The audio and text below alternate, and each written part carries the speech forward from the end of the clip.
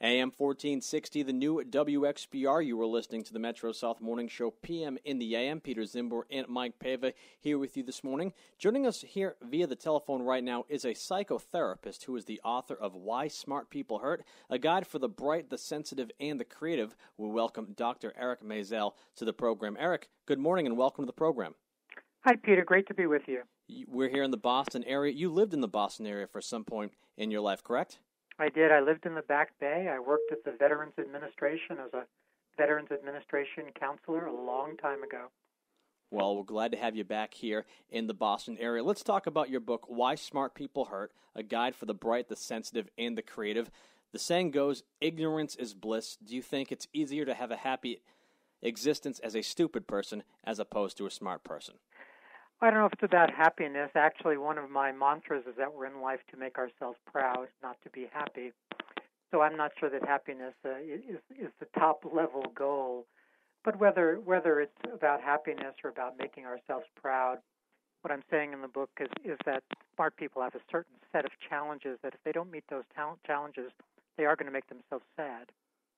So what made you want to write this particular book and delve into the subject? Well, I've done 40 or so books, and maybe 15 or so have been for creative and performing artists. So I've been working with a creative population for a long time. And in working with that population, I've looked at real things like creativity and depression, creativity and anxiety, creativity and addiction. And this work on this book just flowed naturally from thinking about the real challenges that human beings face.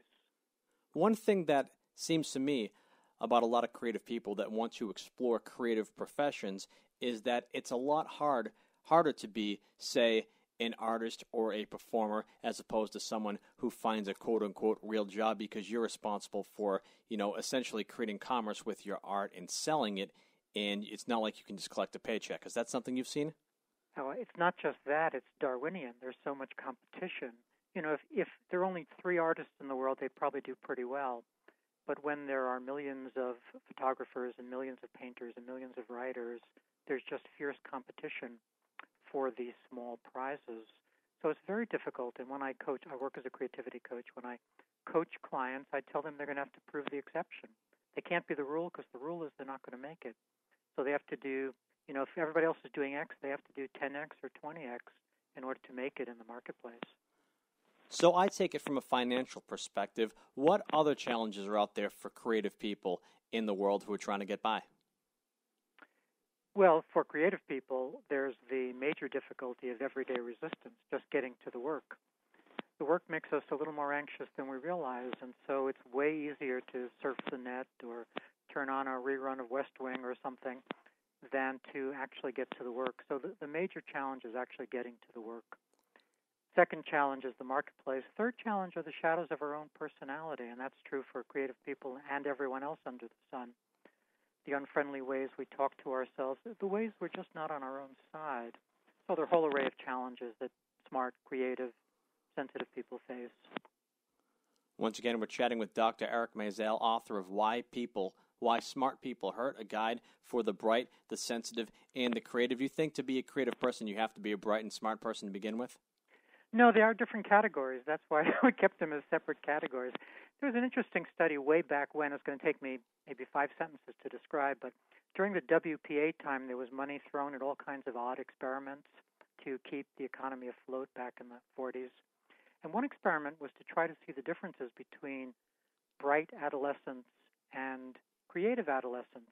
And the distinctions that they found were that the bright kids wanted to know what was on the test, and the creative kids didn't want to take the test.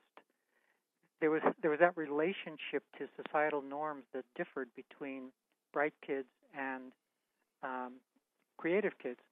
So I think there's some real differences between intelligence and creativity. They're not the same people necessarily. What would be the difference between a bright person and a creative person in the adult world? I think it's risk-taking, iconoclastic, self-directing types. That's the artist type.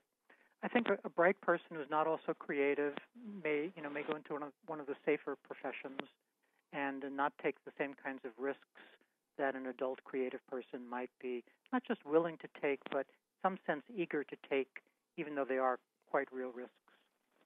We've talked about how to differentiate a bright person from a creative person. How do you differentiate a bright person from a sensitive person and a creative person, as those are the three types of people that are mentioned in the subtitle to your book? I think it's hard to know. I think, as I say in the book, if the challenges seem like they're your challenges, then they're your challenges. It's very hard to talk about sort of abstract definitions and distinctions of these groups. And as you know from the book, I stay completely away from IQ debates and what IQ might mean and what have you.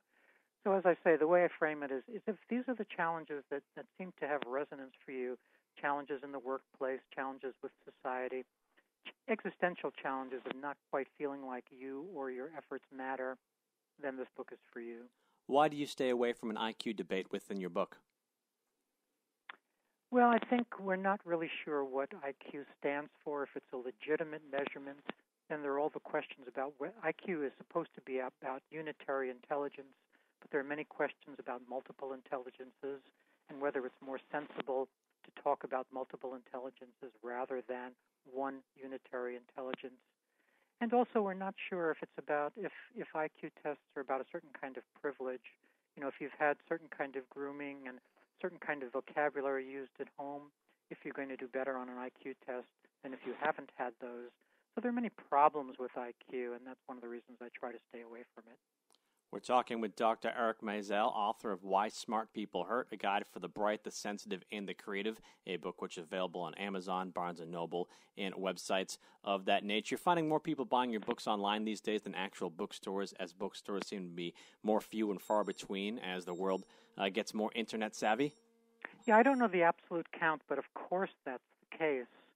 And I work with lots of writers, and we talk a lot about the pros and cons of traditional publishing versus self-publishing. Self-publishing is a remarkably wonderful option for many authors nowadays. There's no stigma attached. It's not vanity publishing anymore.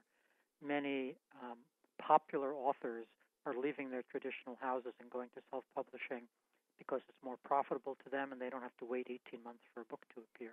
You mentioned that there is no stigma attached to self-publishing, and while self-publishing certainly has become more accessible and more popular as more noteworthy authors go that route, as you mentioned, they're cutting out the middleman and keeping more profits for themselves, there also is that notion that anyone can do it, and I think you really have to establish your credibility in terms of people taking you seriously when you go the self-publishing route.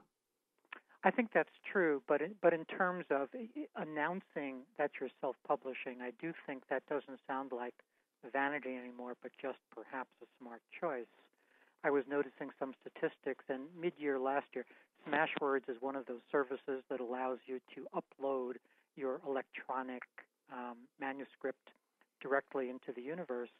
And on the New York Times bestseller list, mid-year last year, 4 of the 10 titles were Smashwords titles, namely 4 were self-published books. So I think it's absolutely a brand new universe for writers. We're chatting with Dr. Eric Maisel, author of Why Smart People Hurt, here on AM 1460, the new WXBR. Final question before I let you go. Title of the book, Why Do Smart People Hurt? In a nutshell, of course we want them to buy the book. In a nutshell, of course. I think that a lot of the problems that we experience, things that we call depression and what have you, may in fact be the challenges of being smart, running up against the smart gap, doing all sorts of things that have something to do with our intelligence and that we're misnaming as mental disorders. So I think one of the headlines of the book is if you're smart or if the challenges speak to you, you need to look to make sure that you're not labeling yourself with a mental disorder when in fact it may just be the natural challenges of having a reasonably good mind. If you care, you're going to hurt. If you don't care, you're going to go through life seamlessly happy, right? That's exactly right. It's hard to win. Hard to come out unscathed. Hard to come out unscathed if you actually care. That's Dr. Eric Maisel joining us here on WXBR. Any final words for our listeners before I let you go? No, I just hope they'll visit my site, ericmaisel.com. A lot of interesting things there, and I have a lot of different services and training. So hope folks will come visit. That is Dr. Eric Maisel joining us here on AM 1460, the new WXBR. The book, Why Smart People Hurt, a guide for the bright, the sensitive, and the creative, available at Amazon, Barnes & Noble, and, of course, you can check out ericmaisel.com. You're listening to the Metro South Morning Show, PM in the AM. We'll step aside for a quick break. Back with more of the program after this.